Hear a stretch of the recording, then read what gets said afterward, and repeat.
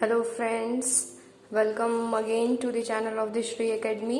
I myself Dikshit Pooja Singh is here with a new chapter. Today we are going to study the chapter 3 of statistics part 1, that is linear regression.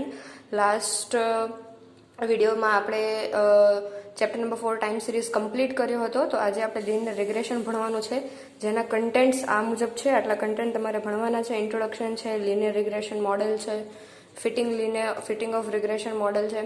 Last ચેપ્ટરમાં આપણે જોયું હતું કે 3 method હતી, graphical હતી, least square હતી અને moving average હતી.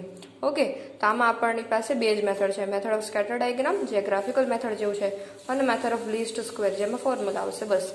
પછી યુટિલિટી છે, regression coefficient from covariance and correlation coefficient determination, properties છે અને પ્રિકોશન્સ છે. થિયરી અને સમ બંને ભણવાના છે અને લિનિયર રિગ્રેશન થોડું ઘણું કોરિલેશન જેવું જ છે.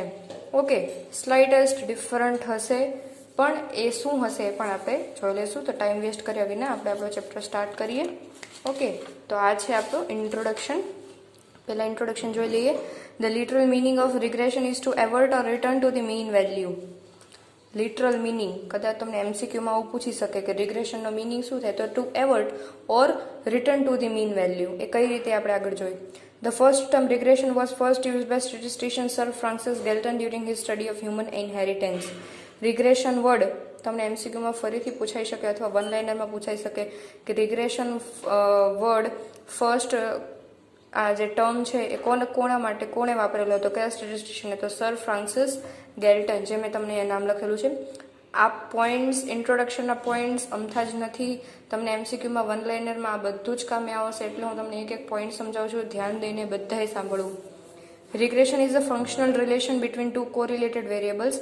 We shall study the concept of regression under the assumption that there exists a cause-effect relationship between two variables. શું કહે છે? Regression is a functional relation. જે બે ટુ કોરિલેટેડ વેરિયેબલ્સ જે હોય ને, એક ઇન્ડિપેન્ડન્ટ હોય અને એક ડિપેન્ડન્ટ હોય. ઓકે, તો એ બે જે વેરિયેબલ છે એ બે વચ્ચે ફંક્શનલ રિલેશન છે, બરોબર. આપણે કન્સેપ્ટ ઓફ રિગ્રેશન જે છે ને એ ભણવાનું, પણ કેવું એઝમ્પશન કરીને, કેવું વિચારીને કે એ બંને જ વચ્ચે કોઈ કોઝ અને ઇફેક્ટ રિલેશનશિપ છે. કોઝ અને ઇફેક્ટ રિલેશનશિપ એટલે કે વરસાદ થાય તો જ ઘઉં આપણે ઉગાડવી શકીએ. કોઝ અને ઇફેક્ટ, કોઝ એટલે વરસાદ આવ્યો અને એની ઇફેક્ટ પડી એટલે આપણે ચોખા ઉગાડી શકીએ. તો તમારું એક વેરિયેબલ વરસાદ હોય અને એક વેરિયેબલ તમારો જે છે એ ખેતી કરવાનું જે yield ઓફ જે રાઈસ હોય તમારું એ છે. તો આવી રીતે કોઝ અને ઇફેક્ટ રિલેશનશિપ છે બે વેરિયેબલ વચ્ચે, એવી ધારણા કરીને આપણે રિગ્રેશનનો કન્સેપ્ટ ભણવાનો છે. If the concept of correlation coefficient we had seen, whether it is positive or negative, it was known and we got numerical measure of the closeness of the variables, but correlation coefficient fails to provide the expected value of one variable for the given value of the other variable. શું કહે છે કે correlation coefficient આપણે જ્યારે ભણ્યા ત્યારે આપણને positive, negative અથવા તો ઝીરો આપણને ત્રણેય વસ્તુ મળતી હતી. પોઝિટિવ હોય મીન્સ કે પ્લસ +1, નેગેટિવ એટલે કે -1, અને આપણને ઝીરો સ્પુરિયસ કોરિલેશન પણ એક ટાઈપ આપણે ભણ્યા હતા, જો તમને યાદ હોય તો કોરિલેશનમાં. ઓકે, અને આપણને એક ન્યુમેરિકલ મેઝર મળતો હતો R=2, બરોબર છે. તો કોરિલેશન કોએફિશિયન્ટમાં ન્યુમેરિકલ મેઝર મળતું હતું અને ક્લોઝનેસ વેરિયેબલ્સ મળતા હતા આપણને. પણ કોરિલેશન કોએફિશિયન્ટમાં જો તમને એવું કહે કે ભાઈ કોઈ એક વેરિયેબલના આટલા અમાઉન્ટ હતું, આટલી તમારે બીજી ફાઇન્ડ કરવી છે, તો તમે એ ફાઇન્ડ કરી શકો નહીં. ફોર એક્ઝામ્પલ, જો તમને અહીંયા એક્ઝામ્પલ આપેલું છે, we can say there is a relation between advertisement cost and cells. કોઈ પણ ફેક્ટરીના એડવર્ટાઇઝમેન્ટ કોસ્ટ તો થતા જ હોય છે. ઓકે, કોસ્ટ અને સેલ્સ વચ્ચે કંઈક ડિફરન્સ રિલેશન છે એ આપણે કહી શકીએ. Now for some given amount of advertisement cost, if you want to know the corresponding expected sale, then it is not possible only by correlation. જો તમારે અમુક એડવર્ટાઇઝમેન્ટ કોસ્ટની અમાઉન્ટ માટે અમુક કોઈ પણ અમાઉન્ટ હું તમને આપી દઉં, તમને બરોબર છે, તમે કોરિલેશનથી સમ ફાઇન્ડ કરો, એડવર્ટાઇઝમેન્ટ કોસ્ટ અને સેલ્સ તમે પાસ્ટ ડેટા લઈ લીધો, ફાઇન્ડ કર્યું, ઓકે છે. હવે હું તમને ગમે તે અમાઉન્ટ આપું એડવર્ટાઇઝમેન્ટ કોસ્ટની, અને એના હાટું તમારે સેલ્સ ફાઇન્ડ આઉટ કરવું હોય, એક્સપેક્ટેડ સેલ્સ તમારે ફાઇન્ડ કરવું, એક્સપેક્ટેડ સેલ્સ તમારે ફાઇન્ડ કરવું હોય તો તમે ખાલી કોરિલેશનથી ફાઇન્ડ કરી શકો નહીં.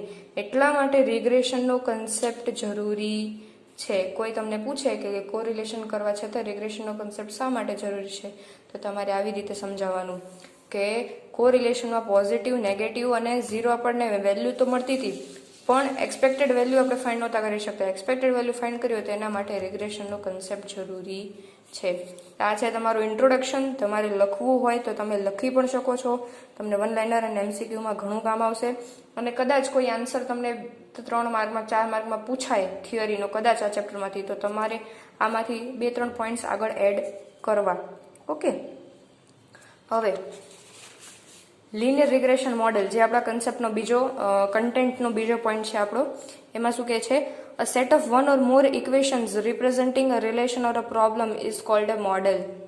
A set of one or more equation. Equation એટલે ખબર પડે ને કે તમે જે ફોર એક્ઝામ્પલ આપણે મૂવિંગ એવરેજ ટાઈમ સિરીઝમાં આપણે જે લીસ્ટ સ્ક્વેર મેથડ ભણતા હતા, તો એમાં આપણે એક ઇક્વેશન બનાવતા હતા. ઓકે, ઇક્વેશન ઉપરથી આપણે સમ ફાઇન્ડ કરતા. તો set of one or more equation, તમે એવા જ્યારે ઇક્વેશન ફાઇન્ડ કરો ને, રિપ્રેઝેન્ટિંગ અ રિલેશન, જ્યારે એવું કોઈ ઇક્વેશન કોઈ પ્રોબ્લેમ્સ રિપ્રેઝેન્ટ કરે અથવા કોઈ રિલેશન બતાવે તો એને કહેવાય છે model. Second point, a statistical model which describes the cause and effect relationship between a statistical model which describes the cause and effect relationship between two variables is called a regression model. Okay, simple model કોને કહેવાય? જેને કોઈ one or more equations જે represent કરે કોઈ relation અથવા કોઈ problem. હવે બે વેરિયેબલ એવું મોડેલ જે ડિસ્ક્રાઇબ કરે કોઝ અને ઇફેક્ટ રિલેશનશિપ બે વેરિયેબલ વચ્ચે, એને કહેવાય regression model. Okay, out of two related variables having cause and effect relationship, the causal variable is denoted by x, which is called independent or explanatory variable. જો આપણે આગળ પણ એ વાત કરી હતી. આ બંને પોઈન્ટ હું તમને સિમ્પલ રીતે સમજાવી દઉં. આપણે આગળ પણ એ વાત કરી હતી કે બે વેરિયેબલ હોય, એક ઇન્ડિપેન્ડન્ટ હોય અને એક ડિપેન્ડન્ટ હોય. અને અહીં આપણે એ વાત કરી કે કોઝ અને ઇફેક્ટ રિલેશનશિપ હોય એવી ધારણાની અંદર આપણે રિગ્રેશન ભણવાનું છે.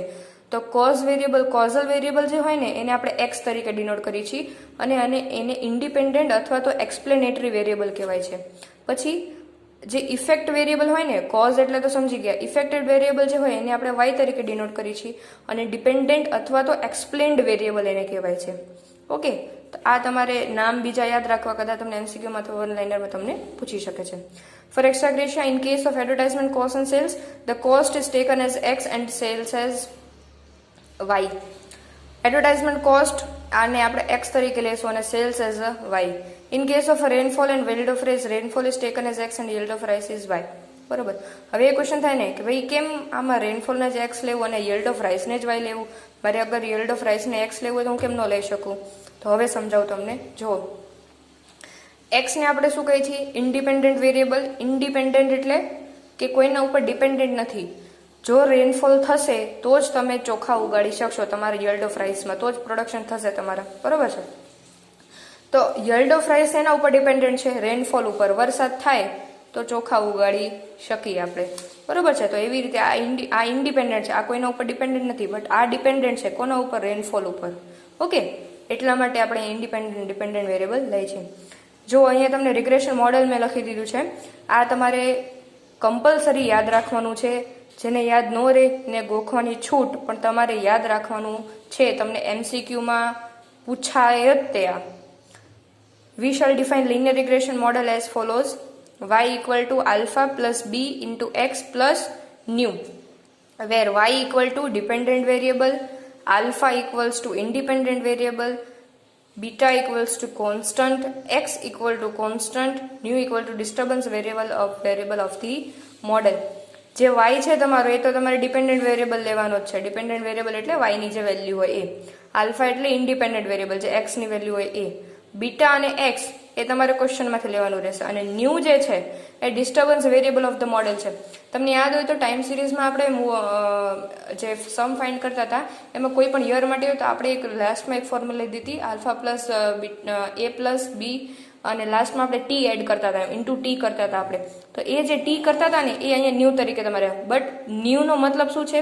Disturbance variable of the model. આ તમારે યાદ રાખવાનું છે કમ્પલસરી, ભૂલવાનું નથી કોઈ દિવસ.